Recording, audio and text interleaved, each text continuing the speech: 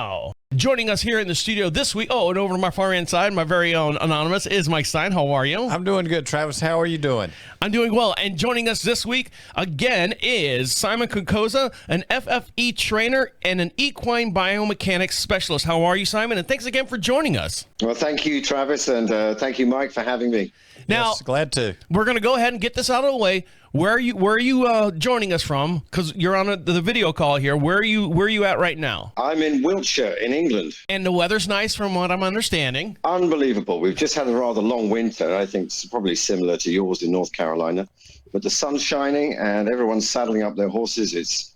The good times are ahead. Yes. So, speaking of saddling up the horses, and like I said, my wife is starting the new first show, the training season or the championship season or whatever you want to call it. Show season is starting. Now, there's some things. You've written a book. And, Mike, if you're watching this on the YouTube channel, you want to hold that book up there, Mike? Yes. And it's called Core Conditioning for Horses, Yoga-Inspired Warm-Up Techniques. Now, we're going to talk a little bit about what's inside this book. Thank you, Mike. Okay. Thank you, Vanna. You want the back one? No, that's fine. Okay. The print's too small. Just making sure. So we're going to talk about what's in your book and what people, as the spring's coming out and the weather's getting better, and they're going to want out there and maybe take a little bit more notice on their horses and give them a little bit more of a warm-up. So tell us what we're looking for when we're getting into the show season.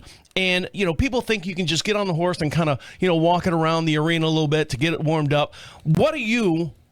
in your book, you talk about there's different techniques just to warm up your horse that has, outside of the normal just getting on the horse and walking around the track. Okay, it's a good question. A standard warm-up that I've used for decades and most people I work with use is having a little bit of a walk, trot, and a canter on both reins. Now, when it comes to making sure that the horse is adequately prepared for the sort of things that we ask them to do, jumping over things, dancing on the spot, that sort of thing. Having a walk, trot, and canter is simply not adequate to prepare the horse's body for what we're going to ask.